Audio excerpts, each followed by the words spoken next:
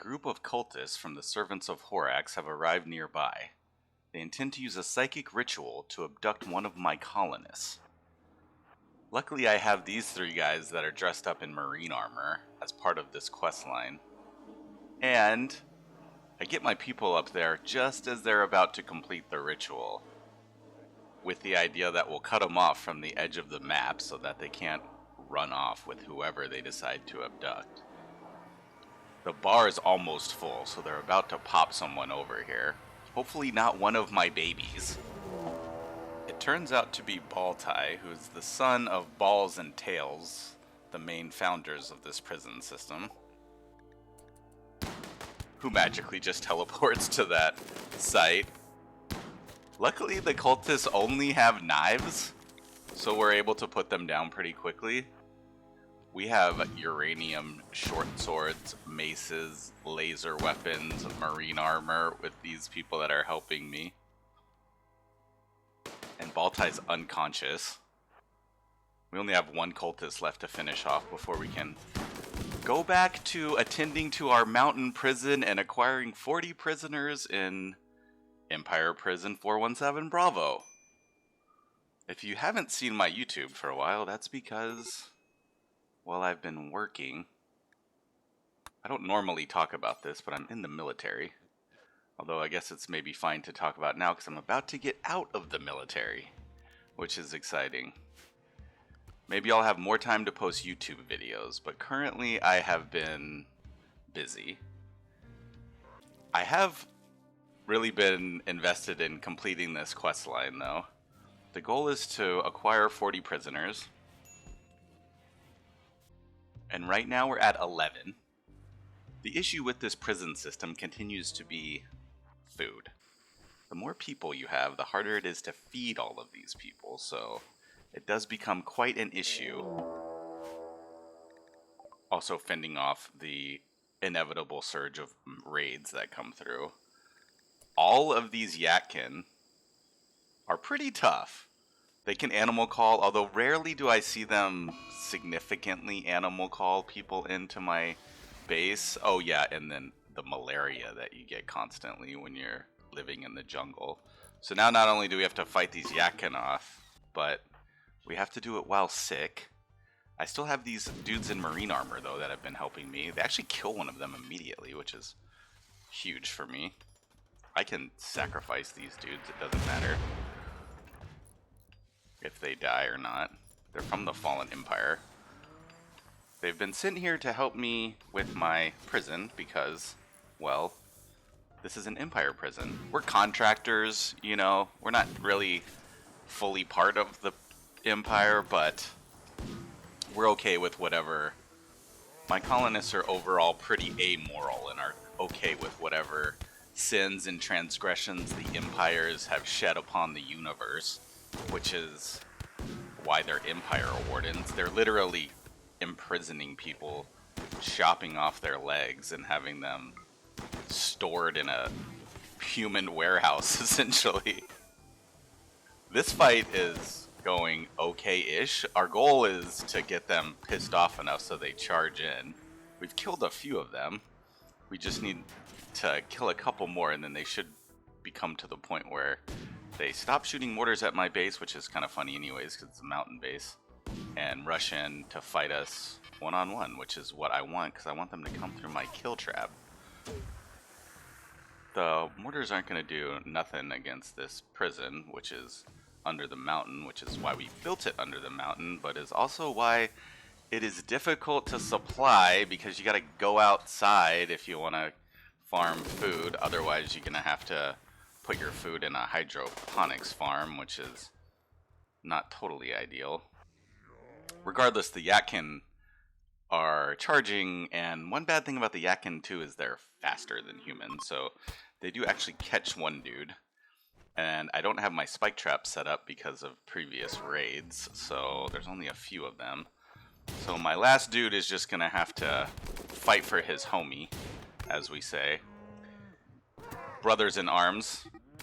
The spike trap does get one of them, but this guy's running. The yak can actually grab the dude they downed and decide that that's enough. They kidnapped 2 of the people.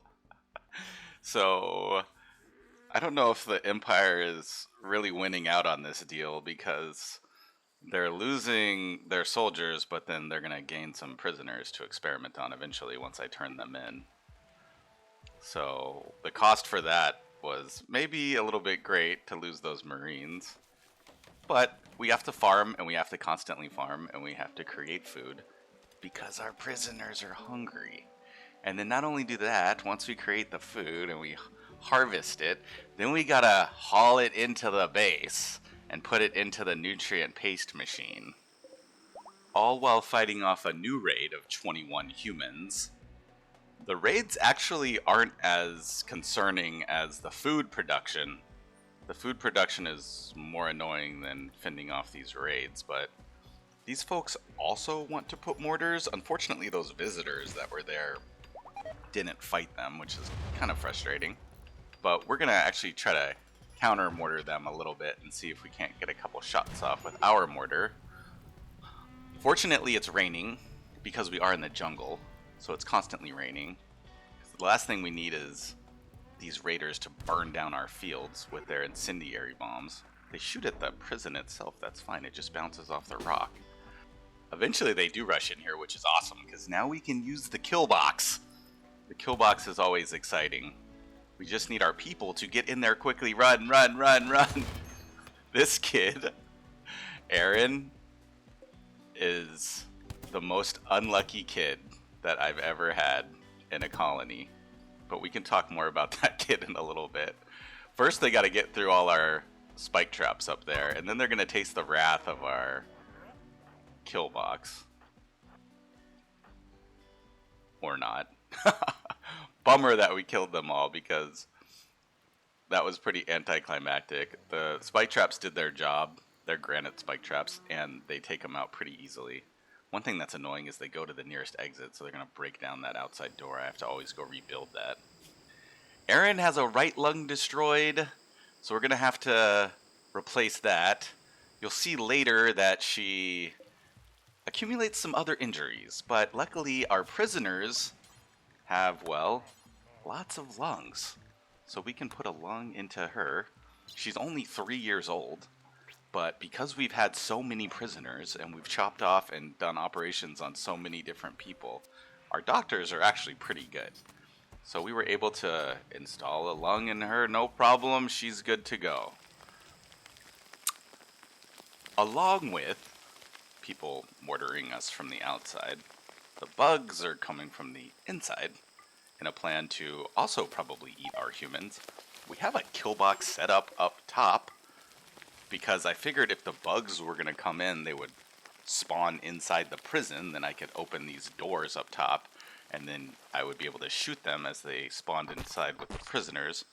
Unfortunately, they spawn in our bedroom, but fortunately, it's only one little hive, so I should be able to take this out without too much of an issue. Balix is the fastest runner, so I'm going to have Balix kite them out. Do a little World of Warcraft sort of kite the boss to the main base, with the idea that they come around this corner and then they just get devastated by all these turrets and people waiting for them. The issue is, can we get them to come to the appropriate place?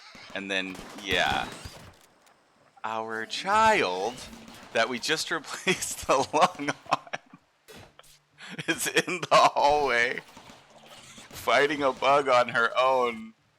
And I don't know what to do with this little girl. Like I said, it doesn't matter kind of what we're doing in general, what we're doing. This little girl is going to have some issues. So now she's fought an insect and gotten shot in the lung. We just need to go in here and finish this insect hive, which, like I said, was not much of a issue for us. There was only one big insect. The rest were baby insects, mega scarab. So now she has no leg. So she's lost a lung and a leg, all before she's turned 4. So we're going to have to, well, replace her leg as well.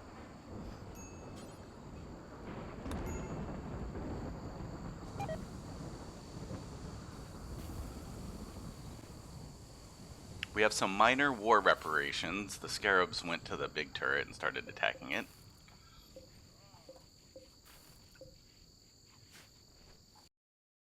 Unfortunately, from that previous raid, we didn't get any new prisoners. All we really lost was a lung and a leg, and now she has a peg leg. So she can be a 3-year-old kid walking around with her peg leg. She seems fine, though. You know, kids are resilient. They experience trauma in different ways than adults, right? The goal would be that more people come, they die in the kill box, and then we can put them in the prison beds. And then we'll have more prisoners.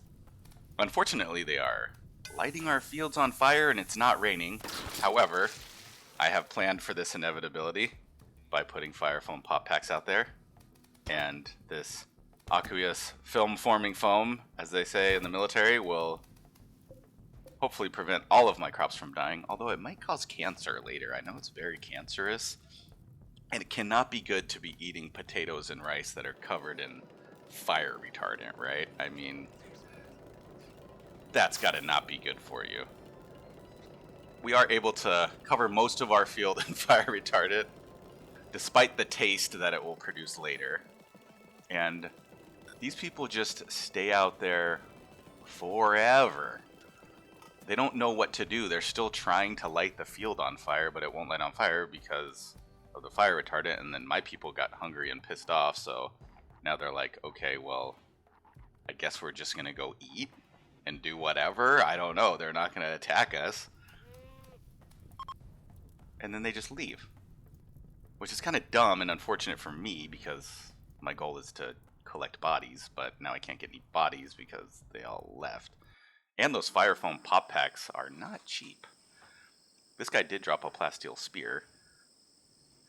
Yeah, those pop packs are 75 steel each, so I've used a lot of steel already in this base, and that's something that is getting more and more in shorter supply. So I'm going to have to go rebuild all my pop packs and reset my base. I do get most of my outside spike traps set up. Tony is coming in. She's kind of depressed and sad all the time, but now we can finally, hopefully, acquire some more bodies for this prison. Because the goal really is to get out of this jungle. The jungle's hot and stupid. We don't like it here. The Yatkin, Tails, and Balls are husband and wife and would much rather prefer to be in the snow because they're covered in fur. Alright, so these guys are once again doing what they do. Trying to light my fields on fire. And also walking over my spike traps. I have that one spike trap set wrong. They're not hitting it. But that guy passed out, so that's good. So maybe we'll get him. The amount of autocannons might be a little bit too much because they're just immediately dying. Our goal is to maim them. I wish I could tell my cannons to shoot at their legs, but yeah, that's not gonna be possible. So we do get one guy though. So we're gonna build some more beds in preparation for filling this prison up. Like I said, even filling these or feeding these 11 prisoners is proving kind of difficult. This person flew from the sky and landed in the middle of our field, so we'll definitely take them. They die in 11 hours, and their spine is cracked, which is perfect. I don't gotta chop off their legs or anything. I can just let them chill in my prison. So now we have 13 prisoners.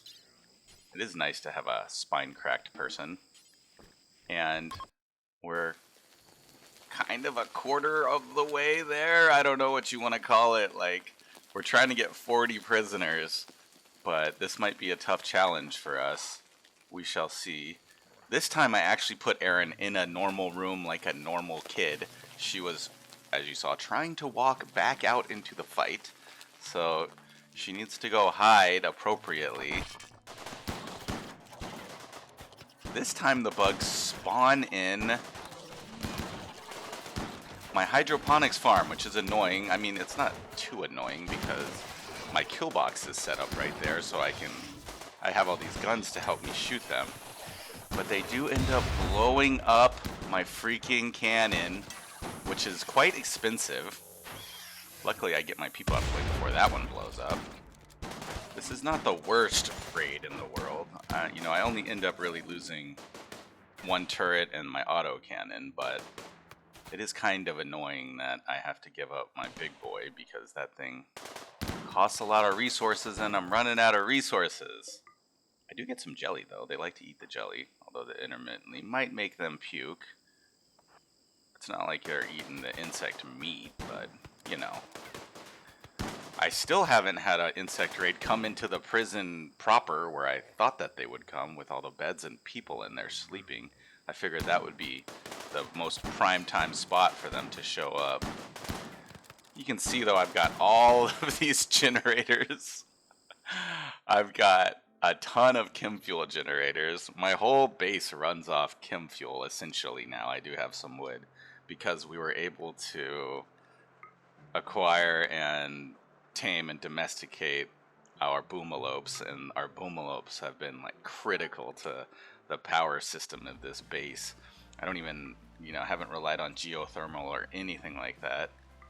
In the meantime, you know, it takes a long time to gather prisoners. So kids grow up, they gain traits, they gain skills. We like have a whole family here. But I think the goal remains the same. Keep improving the kill box. We're now gonna build 2 autocannons in the kill box.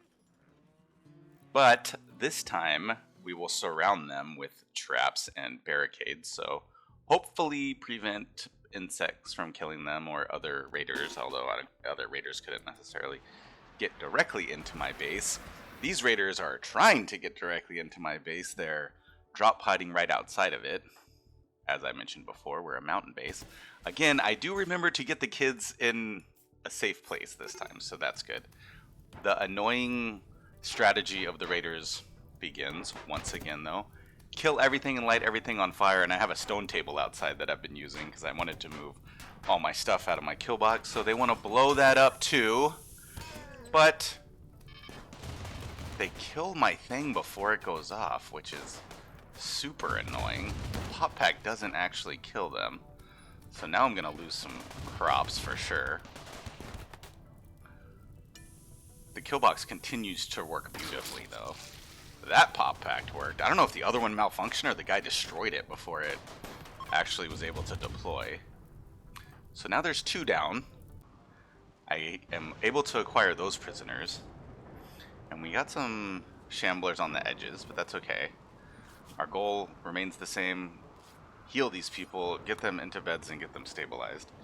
We have lots of blood from all of the previous prisoners. We've been taking their blood and storing them as a blood bank, so if my people get injured or I capture new prisoners and they get injured, I can stabilize them pretty quickly by giving them a couple pints of blood. The shamblers I'm not too worried about. Get these people sorted out, then we should be pretty well set at 15.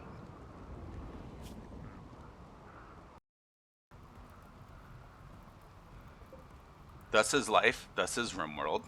My boomlopes are wandering away, it's raining, and more people are coming to try to kill me. My spike traps outside have been popped because of the previous raid, so we're gonna do this one not necessarily solo because we have all these turrets, but we're gonna have to do it without the aid of, you know, weakening them via spike trap.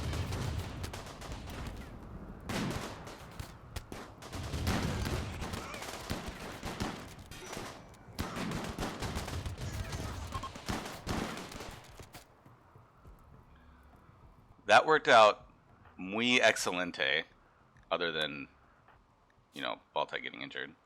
One thing that my people probably should have is helmets, but,